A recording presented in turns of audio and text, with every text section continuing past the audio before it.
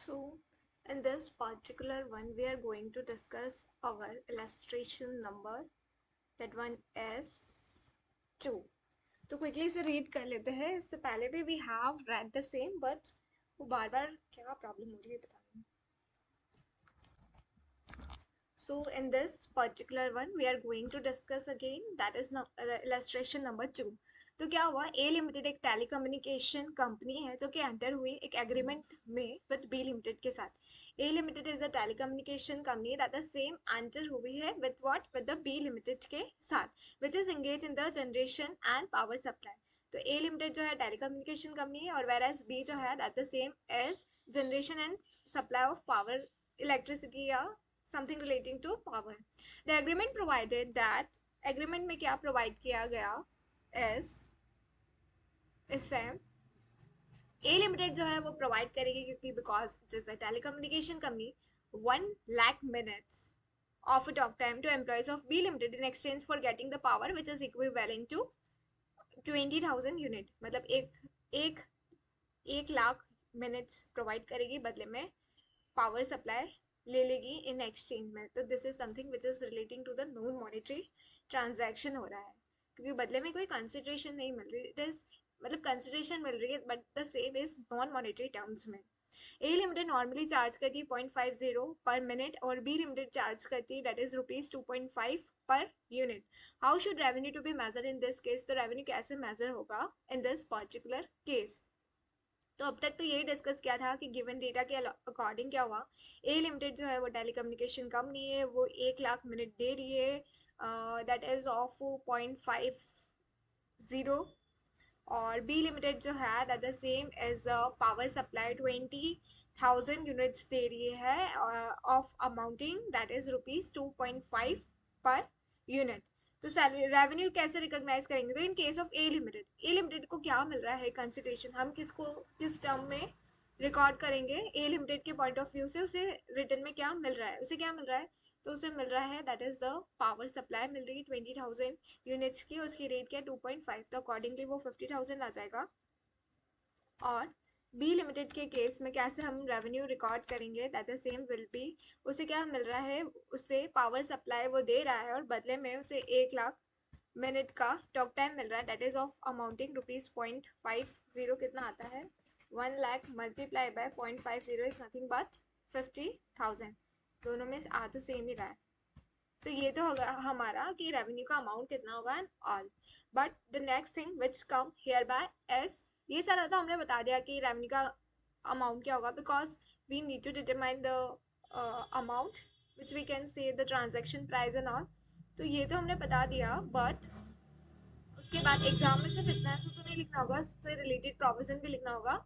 तो we should read the provision relating to that particular case. तो इसमें क्या होगा, पहले हमें बताना होगा कि नॉन मॉनेटरी कंसिडरेशन क्या है. और अगर मतलब दो चीज़ें सेम, ये तो हमारा अमाउंट हमने कैलकुलेट कर लिया. But one thing as per the study material में लिखा है ऐसा कि जब नॉन मॉनेटरी ट्रांजैक्शन है तो कब वो वैलिड होगा, कब वो इंड AS 115 के अंदर कवर होगा एंड दैट. तो for that we need to discuss from study material only. Alright, तो हम इसको यहाँ से रीड कर सकते हैं दिस सीन. तो इसमें क्या बोला है, एक्चुअली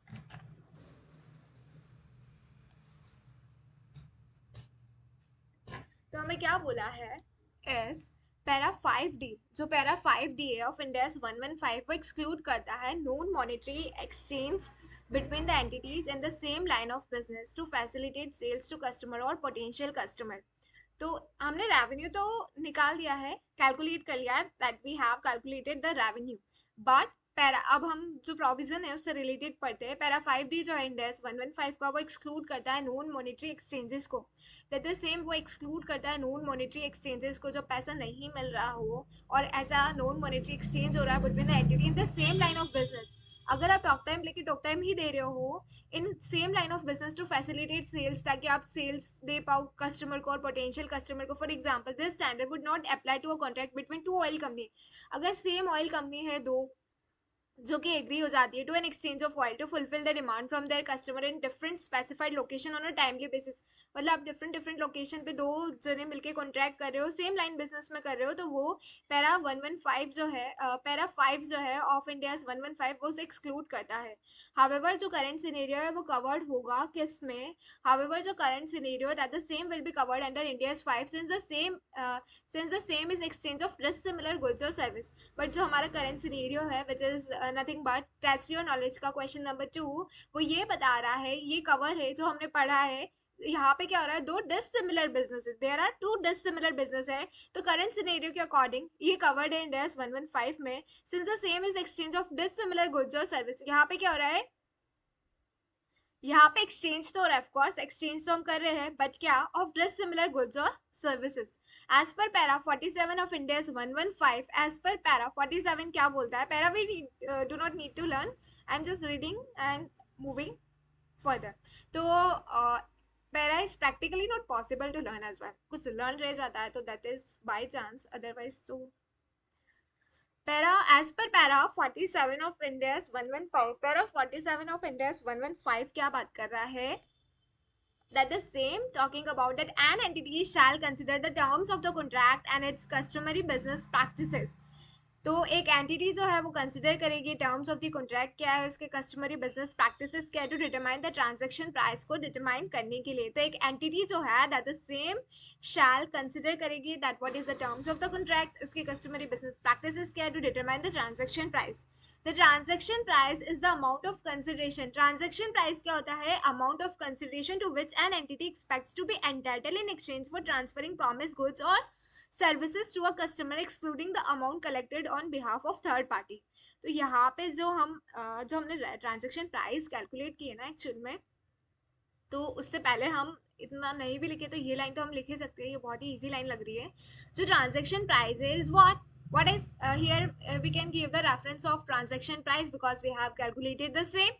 तो transaction price क्या है, that the same is the amount of consideration to which an entity expects to be entitled। amount of consideration कितना पैसा हमने रिसीव किया है, to which an entity expected to be entitle in exchange for transferring the promise goods और service to the customer. कितना पैसा हम expect कर रहे हैं which we are entitle in exchange for the transferring, we are transferring our promise goods, we are doing what, we are doing satisfying our performance obligation, that is what, that is nothing but transferring the goods or service को transfer कर रहे हैं। हम क्या कर रहे हैं, हमें ट्रांसफर कर रहे हैं गुड्स और सर्विस को, प्रॉमिस गुड्स और सर्विस को ट्रांसफर करें to the customer excluding the amount collected on behalf of third party. But यहाँ पे हम जो अमाउंट कलेक्ट करें on behalf of third party, जैसे कि अगर हम जीएसटी कलेक्ट कर रहे हैं गवर्नमेंट के बिहाफ पे कर रहे हैं ना, हम थोड़ी ना कर रहे हैं, तो वो वाला सारा अमाउंट यहाँ पे नहीं आता है। तो ट्रांजेक्शन प्राइस का सिंपल वर्ड्स में क्या मीनिंग होता है कि is the amount of consideration to which an entity expects to be entitled है वो in exchange for what, for transferring the promised goods or service to the customer excluding the amount collected on behalf of third party।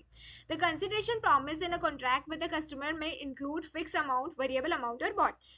और जो हमारी consideration होती है which is promise in a contract with the customer, जो भी हमने promise की है in a contract with the customer के साथ में include the fix amount, variable amount और बहुत। उसमें क्या आता है, फिक्स अमाउंट भी आता है, वेरिएबल अमाउंट भी आता है और दोनों आता है। तो जो भी कंसिडरेशन हमने प्रॉमिस की है in a contract with the customer, हमने क्या बोलते हैं, जो भी कंसिडरेशन हमने प्रॉमिस की है in a contract with the customer that the same में इंक्लूड, उसमें फिक्स अमाउंट भी आता है, वेरिएबल अमाउंट भी आता है। और क्वेश्चन जो है वेरिएबल अमाउंट से वो हमें सब्सिक्वेंटली देखने को मिल जाएंगे।